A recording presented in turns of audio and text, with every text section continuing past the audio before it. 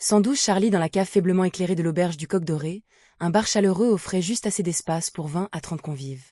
Au moment où Lumian est entré, il a vu un homme sauter sur une petite table ronde, une bière à la main, et s'adresser à la poignée de clients autour de lui. « Mesdames et messieurs, prêtez-moi vos oreilles.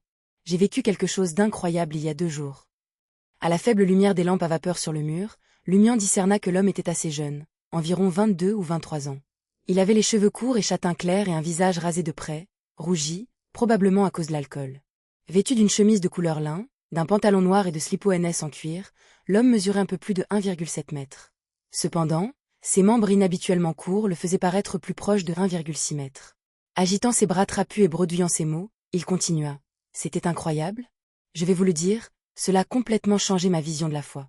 En tant que croyant au Dieu de la vapeur et des machines, je suis maintenant prêt à me convertir au soleil éternel de feu. Écoutez, n'est-ce pas étonnant? Pouvez-vous imaginer à quel point j'étais affamé après 5 jours? J'avais perdu mon emploi et j'avais été licencié par ce bon à rien de manager. Je n'arrivais pas à trouver de travail même après avoir épuisé mes économies. Pendant 5 jours, je suis mort de faim, à peine capable de quitter mon lit. J'étais au bord de la mort. Savez-vous ce que ça fait? Oh, que Dieu vous bénisse et ne vous laisse jamais le découvrir. À ce moment-là, je ne pouvais pas supporter l'idée de mourir ainsi. Je suis venu à Trèves pour faire fortune et je devais faire quelque chose. C'est alors que j'ai remarqué le portrait de Sainte Viève sur le mur. Oui, avec beaucoup d'efforts, j'ai réussi à me lever, à m'agenouiller devant elle et à prier pour son aide. À l'époque, je croyais encore au Dieu de la vapeur et des machines, mais que ne ferait pas un homme affamé? En plus, ça ne pouvait pas faire de mal, non? 5 minutes après avoir fini de prier, un vieil ami est passé et a vu mon état désastreux. Lui-même n'avait pas grand-chose, mais il m'a rappelé que j'avais loué une lampe à pétrole pour l'utiliser la nuit. La caution était de 35 kopecks, soit 7 coups de langue. Mon Dieu, j'avais complètement oublié. Avec l'aide de mon ami, j'ai rendu la lampe et j'ai utilisé le remboursement pour acheter du pain et un demi-litre d'alcool bon marché. Le pain était froid et humide, comme s'il avait été aspergé de mastic. L'alcool était un peu faible, mais c'était le repas le plus délicieux que j'ai jamais mangé. Mesdames et messieurs, je renais. J'ai trouvé un nouveau travail aujourd'hui, et demain, pendant mes vacances, j'allumerai une bougie à la cathédrale Sainte-Viève la plus proche. Sainte Viève était une femme ange mentionnée dans la Bible de l'Église éternelle Soleil flamboyant. Elle était l'un des anges gardiens de la ville de Trèves. Les 2 autres étaient des personnalités éminentes de l'Église du Dieu de la vapeur et des machines et des annales d'Inti. Lumian observa les yeux bleus du jeune homme pétillant d'enthousiasme alors qu'il se dirigeait vers le bar. Le barman, qui polissait un verre avec un chiffon, jeta un coup d'œil à l'orateur sur la table ronde et rit. Charlie n'a jamais pu se taire. Toujours en train de parler.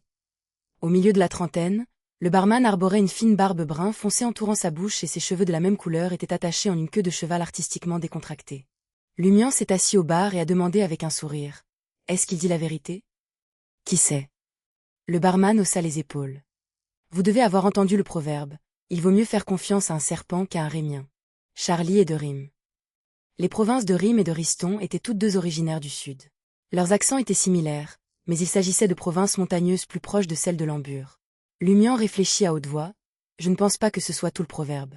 J'ai l'impression qu'il y a plus que ça. » Les yeux azur du barman pétillaient d'amusement lorsqu'il répondit. « Vous avez raison. Ce proverbe est plus long que vous ne le pensez. Faites confiance à un Launaise plutôt qu'à un Rémian. Faites confiance à un serpent plutôt qu'à un Réhémien, mais ne faites jamais confiance aux insulaires. » Les îles faisaient référence à l'archipel de Fogg, si à l'ouest d'Inti. C'était l'une des colonies d'outre-mer de la République. Les insulaires jouaient souvent le rôle de voyous et d'escrocs à Trèves. Sans attendre que Lumian se renseigne davantage, le barman jeta un regard moqueur à Charlie, toujours bourdonnant, et murmura.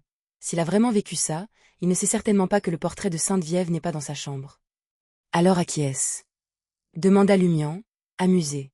Le barman a eu du mal à réprimer son rire. Charlie habite la chambre 504. Le locataire précédent fréquentait la rue de la Muraille du quartier de la Princesse Rouge. L'image dans la chambre était celle de l'une des prostituées les plus célèbres de Trèves il y a quelques années, Susanna Matisse. Réfléchissez. Charlie croit qu'il prie un ange pour obtenir de l'aide, mais il prie en fait une prostituée. Il se sent même chanceux d'avoir échappé à la faim et d'avoir décroché un nouvel emploi. Quelle ironie. En effet, approuva Lumian. C'était une scène au-delà de son imagination la plus folle. La réalité était parfois plus étrange que la fiction. Il a ensuite ajouté, tant que ça marche. Le barman n'a pas approfondi le sujet et a demandé, que puis-je vous offrir? Un verre d'absinthe de fenouil. Lumian tapota le comptoir du bar avec son doigt, signalant qu'il était plongé dans ses pensées. Quel genre de nourriture avez-vous ici? Et le bouillon du Var? 3 coups de langue pour une louche, suggéra le barman. 3 coups de langue équivalaient à 15 kopecks, soit 0,15 verres d'or. Lumian parut intrigué. Qu'est-ce que le bouillon du Var? Le barman expliqua avec désinvolture. Un restaurateur, du Var, l'a inventé. Il a mijoté de la viande, de la choucroute et des navets pour créer un bouillon copieux. Enfin, il a ajouté du fromage et de la chapelure. Une seule portion peut remplir votre estomac et elle a plutôt bon goût. En conséquence, Duvar est désormais riche et a déménagé dans le quartier de la Maison d'Opéra. Lumian se trouvait actuellement au marché du quartier du Gentleman, également connu sous le nom de quartier du marché, situé sur la rive sud de la rivière Srenzo, qui abrite de nombreux bidonvilles. Le quartier de la Maison d'Opéra se trouvait sur la rive nord du fleuve Srenzo, près de l'avenue du Boulevard, l'un des principaux quartiers de la République. Les remparts de la ville de Trèves comprenaient un total de 20 quartiers. Ça a l'air bien. Lumian hocha la tête avec un sourire. J'en aurais un. Même s'il pouvait retrouver son état physique à 6 heures du matin sans se soucier de la faim, manger était l'une des rares choses qui lui permettaient de se sentir vivant. Le barman hocha la tête et demanda « Petite maman ou Saupérieux ?» Quoi? Lumian ne cachait pas sa confusion. Imperturbable, le barman explique calmement. C'est l'argot courant dans les bars, cafés et brasseries de Trèves. Petite maman signifie un petit shot d'absinthe de fenouil. Le Saupérieux est un double coup. La tomate rouge contient du jus de grenade, et avec de la menthe, elle s'appelle parotte. Il y en a bien d'autres comme ça. Mon ami, tu as encore beaucoup à apprendre à Trèves. C'est petite maman. Lumian sentit le subtil dédain du barman pour les étrangers, mais cela ne le dérangeait pas cette coup de langue, annonça le barman en ouvrant un petit gobelet. C'était plus cher que l'absinthe de Corduès ou Taverne, mais c'était typique des endroits soumis aux taxes municipales. Bientôt, un verre d'absinthe vert pâle, brillant de manière hypnotique, apparut devant Lumian. Il a ramassé et a siroté une gorgée. La légère et persistante amertume de ce goût rafraîchissant se répandit et s'enfonça dans son cerveau. Alors que Lumian attendait que la serveuse lui apporte le bouillon de Duvar, il remarqua des bocaux en verre, des tuyaux, des vannes, des engrenages et d'autres objets empilés à côté du comptoir du bar. Qu'est-ce que c'est? Il jeta un regard curieux au barman. Alors que le barman essuyait un verre, il répondit avec désinvolture. Laissé par un ancien locataire. Il croit au dieu de la vapeur et des machines. Il pense toujours qu'il a un talent pour la mécanique et a accumulé de nombreux objets similaires. Où est-il maintenant? Demanda Lumian, jouant le jeu même s'il savait que la réponse ne serait pas agréable. Le barman a fait une pause pendant quelques secondes avant de répondre.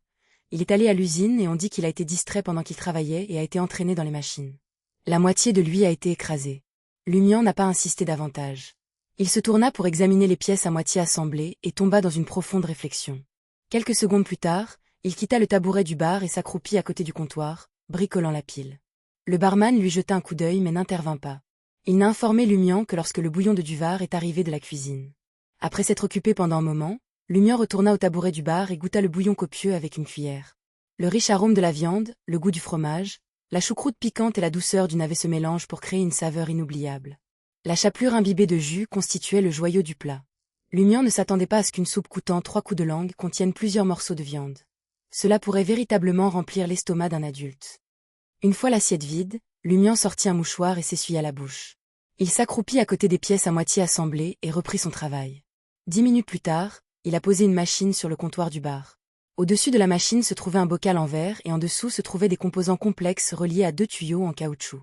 Lumian demanda alors un verre d'eau claire et y versa le reste de l'absinthe de fenouil, teintant le liquide incolore d'un vert pâle. Finalement, il a inséré l'un des tuyaux en caoutchouc dans la coupelle. Le barman à la mode, les cheveux attachés en queue de cheval, a regardé attentivement et a demandé, perplexe, « Qu'est-ce que c'est ?»« Mon invention, » déclara Lumian, traçant un emblème sacré triangulaire sur sa poitrine. Je crois également au dieu de la vapeur et des machines, avec quelques réalisations impressionnantes dans le domaine mécanique. Il a ensuite tendu sa main gauche gantée de noir et a fait un geste vers la machine. C'est une machine révolutionnaire. Ses effets dépassent vos rêves les plus fous. Que peut-il faire? Charlie, soupçonné d'avoir prié une prostituée, s'est approché du comptoir du bar avec une bouteille de bière et une expression curieuse. Lumian a expliqué, à la fois solennel et excité, cela s'appelle l'instrument idiot. Il teste la stupidité et l'intelligence d'une personne. Vraiment? Charlie et le barman semblaient sceptiques. Lumian a détaillé son idée, c'est facile à utiliser. Soufflez dans le tube jusqu'à ce que le liquide dans la tasse monte dans le bocal en verre et forme des bulles. En observant ces bulles, nous pouvons déterminer l'indice de stupidité ou d'intelligence correspondant. Intrigué, Charlie dit après avoir observé Lumian, fascinant. C'est exactement ce que j'attendrais d'un croyant au dieu de la vapeur et des machines. Il a ramassé le tuyau en caoutchouc exposé et a soufflé dedans. Le liquide vert clair dans la tasse s'écoulait à travers les engrenages, vannes et autres composants interconnectés, s'élevant dans le bocal en verre au-dessus et formant une petite bulle. Qu'est-ce que ça dit? Demanda Charlie, impatient du résultat. La bouche de Lumian se courba en un sourire narquois. Mon ami, les principes de cette machine sont assez simples. Quand vous me croyez suffisamment pour produire une bulle avec, c'est à ce moment-là que vous prouvez que vous êtes un idiot. L'expression de Charlie se figea, ses yeux brûlants de colère. Le barman à côté de lui rit. Excellente farce, s'exclama-t-il, véritablement impressionné. Lumian sourit à Charlie, attendant l'explosion. Après quelques secondes de tension, Charlie ravala sa colère et se tourna vers les clients qui écoutaient son histoire. Mesdames et messieurs, voici ce que j'ai découvert, une machine révolutionnaire. Il peut ester votre indice d'intelligence.